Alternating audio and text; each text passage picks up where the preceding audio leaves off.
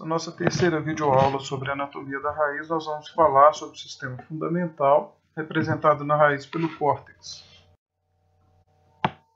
Então, como nós já falamos na aula anterior sobre o sistema dérmico, vamos falar sobre o sistema fundamental, que está nessa região do córtex da raiz. O sistema fundamental, ele compreende o córtex que normalmente é parenquimático, embora possa haver variações. Em raízes tuberosas a gente pode ter parênquima melífero. Em raízes aquáticas a gente pode ter no córtex parênquima de reserva aerífero e assim por diante. Nas raízes que apresentam o córtex parenquimático, o que nós observamos são espaços intercelulares, então muitas vezes o transporte de substâncias pode ser feito por entre as células, via apoplasto. E esses espaços intercelulares também contribuem para a aeração da raiz. Nas plantas aquáticas a gente vai encontrar então o aerênquima.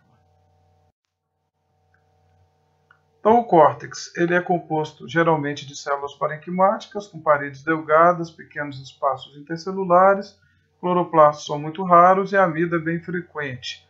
E algo interessante sobre o córtex é que ele se inicia com uma camada chamada exoderme e termina numa camada interna chamada endoderme. Algo muito importante que eu gostaria que vocês pensassem sobre a raiz é que a raiz está imersa no solo. À exceção das raízes aéreas e aquáticas, as raízes terrestres elas estão imersas no solo. Esse solo muitas vezes apresenta uma quantidade muito grande de micro-organismos. Muitos são patogênicos para a planta, muitos beneficiam a planta, porém esses patogênicos poderiam entrar pela planta pela raiz e invadir o corpo da planta, causando a morte da planta. Por que na maioria das vezes isso não acontece? Porque o córtex tem um papel fundamental funcionando como uma barreira de seleção para o que entra para dentro do corpo da planta. Quando nós observamos o corte transversal de uma raiz, eu vou tomar aqui como exemplo a raiz de orquídea, não é o melhor exemplo por ser uma raiz aérea, mas é o mais didático.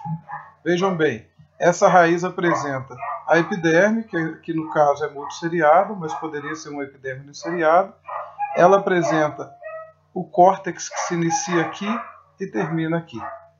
Então notem que a primeira camada de células do córtex é uma camada de células diferenciada com a parede mais espessa. É chamada de exoderme. E a última camada do córtex também vai apresentar espessamento de parede e é a endoderme. Essas duas camadas selecionam o que entra para dentro do cilindro vascular da raiz. Então aqui nós estamos vendo mais de perto a exoderme. Notem que a parede é bastante espessada. Então esse espessamento é de lignina e suberina, que é altamente hidrofóbico, e veda os espaços intercelulares. Então a água absorvida pela epiderme ela pode conter vários micro-organismos, esporos de fungos, bactérias, pode conter vírus. Tudo isso vem quando chega aqui na exoderme, que é a primeira camada do córtex, essa água não consegue passar pelos espaços intercelulares, ou seja, pela via apoplasto. Então essa água não consegue penetrar por entre as células. Ela é obrigada a encontrar uma célula de passagem. O que é a célula de passagem? É uma célula que não possui esse espessamento de parede, então a água consegue passar, mas ela é obrigada a passar por dentro desta célula. E aí a membrana plasmática dessa célula faz a permeabilidade seletiva do que vai entrar para a região do córtex. Aqui nós estamos vendo em detalhe como esse espessamento ele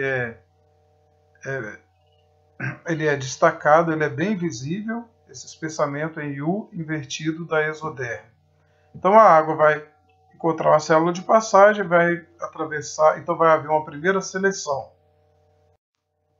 Posteriormente essa água continua vindo e ela chega na endoderme.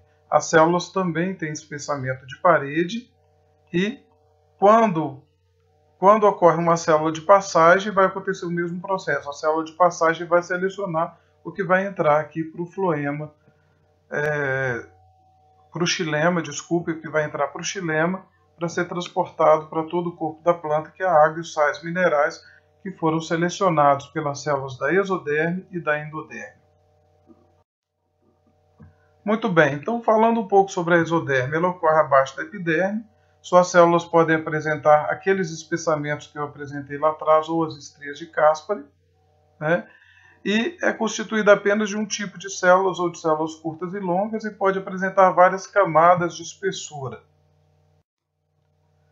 Então vejam, aqui eu estou mostrando para vocês numa epiderme multisseriado, velâmia, que é exoderme, com espessamento em forma de U. E aqui, uma epiderme unisseriada, nós estamos vendo aqui uma exoderme, onde há a vedação aqui, né, nessas células abaixo da epiderme, que é a camada da exoderme. Quais são os tipos de espessamento de parede que nós podemos encontrar tanto na exoderme como na endoderme? Nós podemos encontrar espessamento de parede em forma de U, ou esse U está voltado para o cilindro vascular, ou ele está voltado para fora, se ele estiver na endoderme. Nós podemos ter um espessamento total de parede, como vocês estão vendo aqui. Então a água vem, ela não consegue atravessar em nenhum ponto até ela encontrar aqui a célula de passagem. Ou nós podemos ter as estrias de Caspary, que são vedações que nós estamos vendo aqui, ó, no ponto de encontro das células, na verdade é na parede radial, né, e tangencial, mas ela veda do espaço intercelular e obriga a água a passar sempre por dentro das células da endoderme. Eu vou explicar um pouco mais à frente. Mas resumindo, o espessamento de parede que nós podemos encontrar em exoderme e endoderme é o espessamento em U, o espessamento total de parede ou as estrias de Caspary, e eu vou falar nos próximos slides detalhadamente de cada um. O espessamento de parede em U, aqui nós estamos vendo o espessamento de parede em U da endoderme, que é a camada mais interna do córtex. A água vem, não consegue atravessar, ela é obrigada a passar por uma célula de passagem para entrar aqui para dentro do cilindro vascular. No caso da exoderme, do espessamento total, a mesma coisa, a água só passa pela célula de passagem. E no caso da estria de Caspary, como seria? No caso das estrias de Caspary, notem, eu tenho uma faixa, uma estria que é uma faixa nas paredes, na parede transversal e na parede radial, eu tenho essa estria. Consequentemente, nas duas células, ela vai vedar o espaço intercelular. Nesse esquema é muito fácil compreender.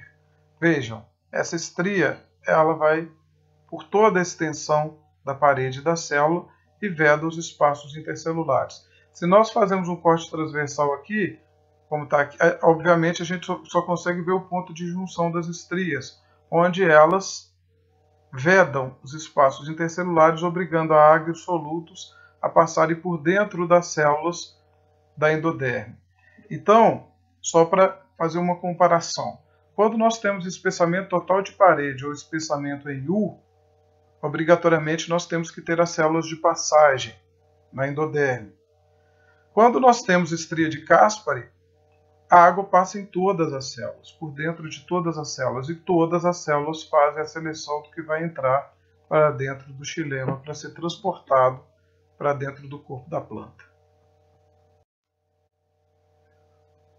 Existe um padrão que a gente observa nas monocotiledôneas e nas não monocotiledôneas, ou eudicotiledôneas. Normalmente nas monocotiledôneas, na endoderme, a gente encontra o espessamento de parede em forma de U, como vocês estão vendo aqui. E aqui estão as células de passagem. E nas eudicotiledôneas, as não monocotiledôneas, nós encontramos estrias de Caspary. Então esse padrão nos ajuda em corte a reconhecer o grupo taxonômico. Se trata de uma monocotiledônea, o grupo das monocotiledôneas estão todas as gramíneas, as palmeiras, coqueiros, capim, trigo, sorgo, milho, centeio, aveia.